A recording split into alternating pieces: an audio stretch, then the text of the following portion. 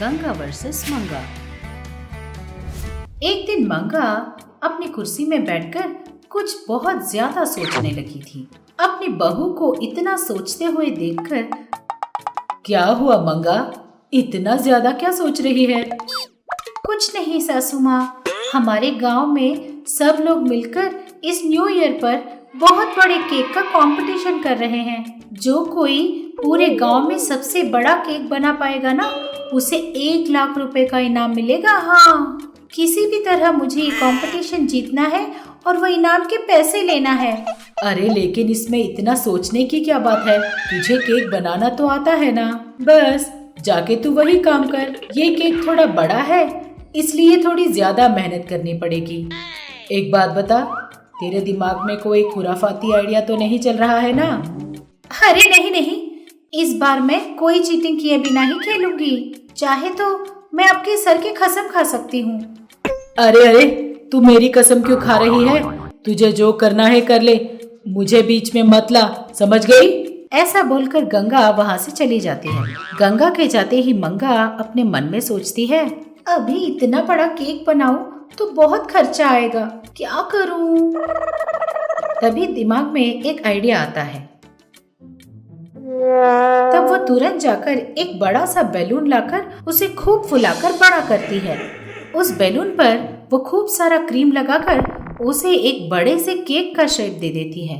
वाह रे वाह, क्या बात है मंगा, इतने कम समय में, बहुत कम पैसों में तूने इतना बड़ा केक बना डाला ना। मंगा, तू तो एकदम ग्रेट है यार। कंपटीशन का दिन आ गया।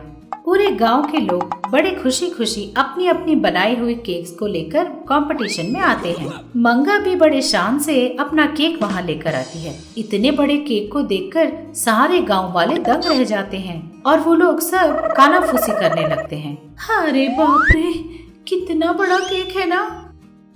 अरे अरे, देखा तुमने, कितना बड़ा केक है ना। इस तरह वहाँ पे खड़े सभी लोग उस केक को बस देखते ही जाते हैं। दूर से ये सब देख रही गंगा को अपनी बहू मंगा पर शक होता है और वो अपने मन में सोचती है, क्या कहा?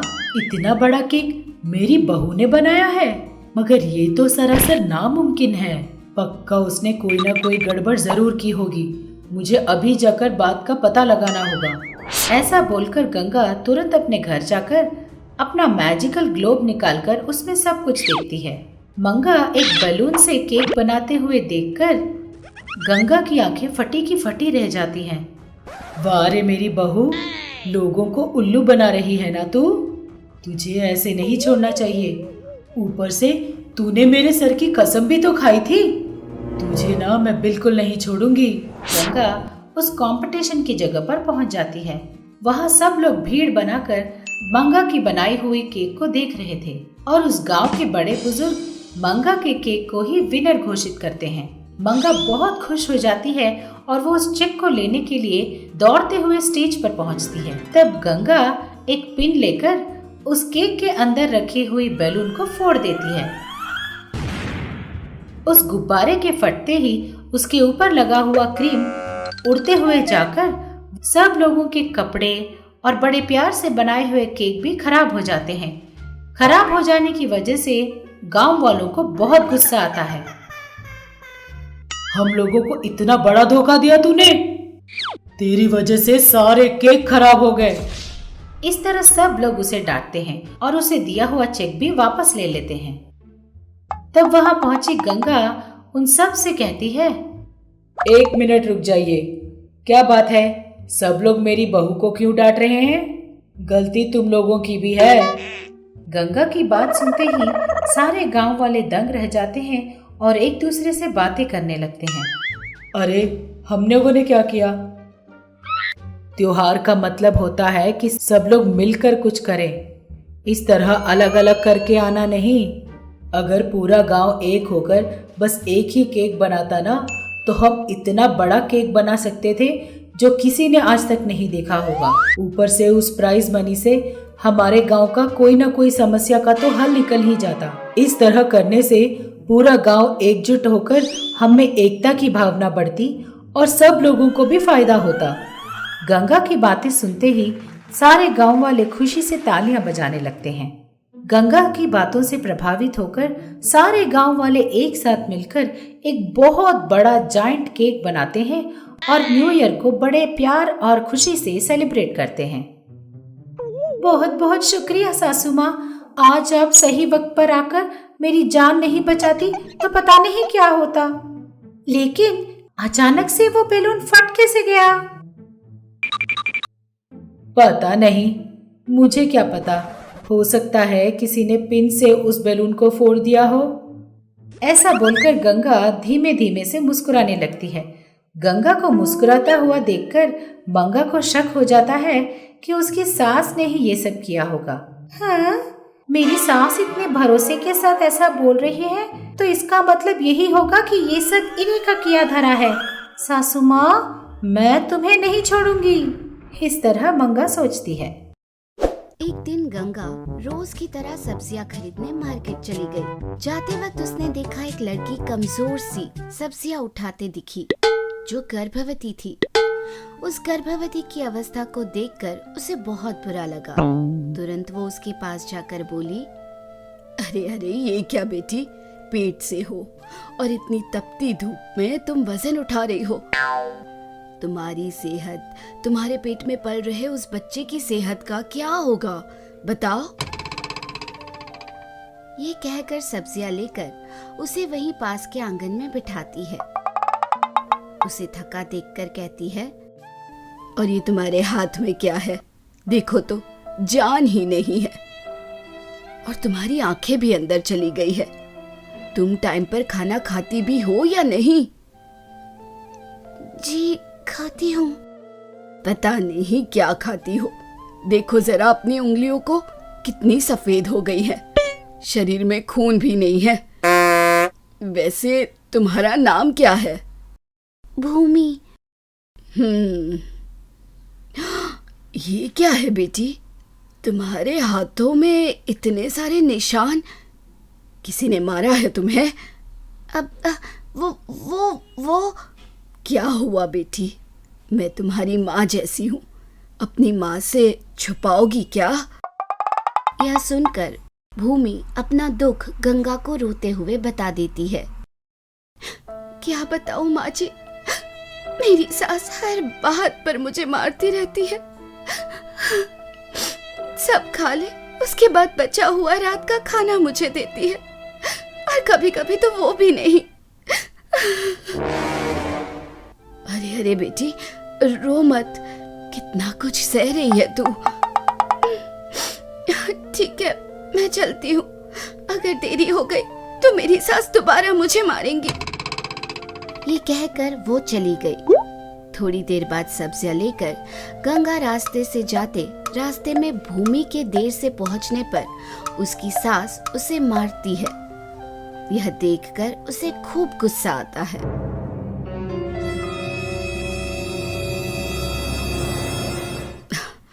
ये इंसान है कि जानवर, एक गर्भवती लड़की होने के बाद भी उसे ऐसे पीट रही है। इसे तो सबक सिखाना ही होगा।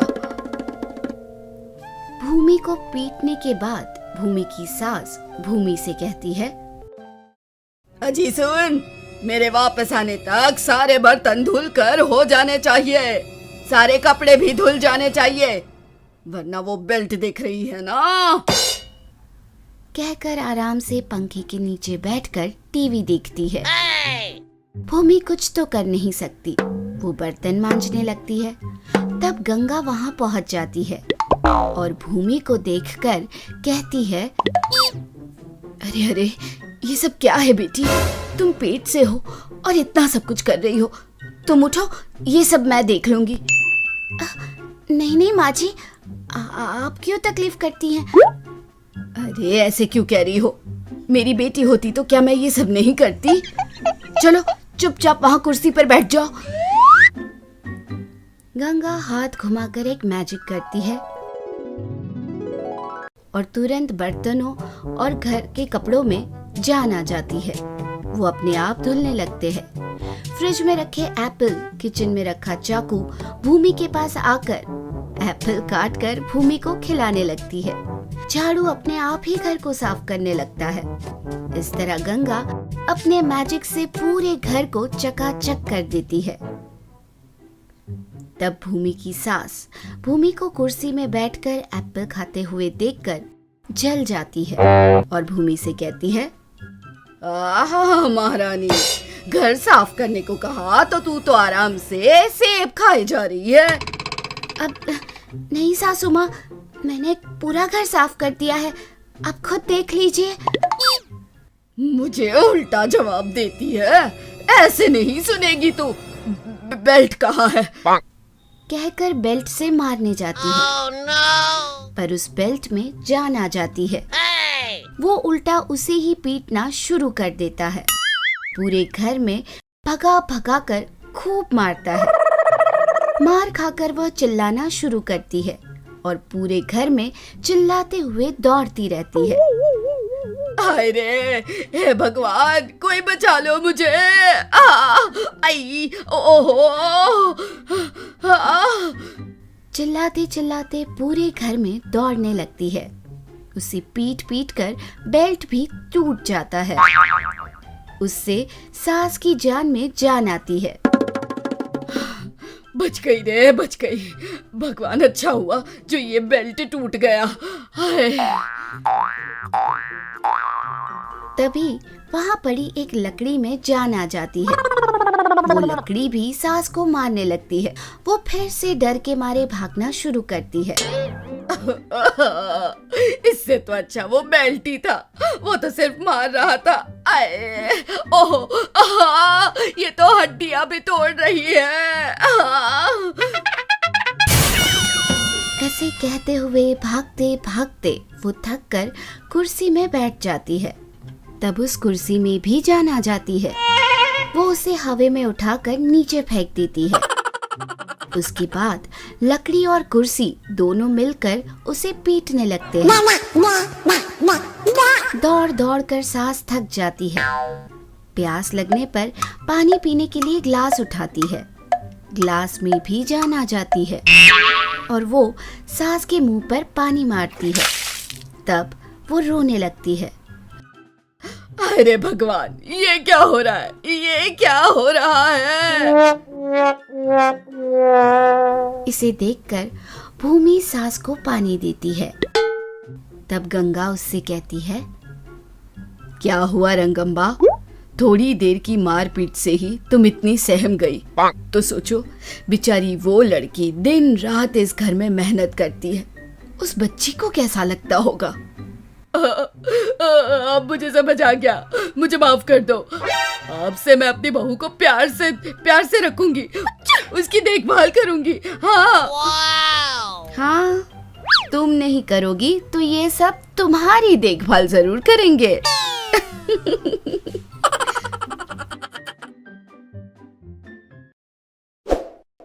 हमें यकीन है कि इस एपिसोड ने भी आपको खूब हंसाया होगा। तो देर किस बात की, बजाओ घंटी और करो सब्सक्राइब। आप गंगा के फैन हो या मंगा के, ये जरूर बताना।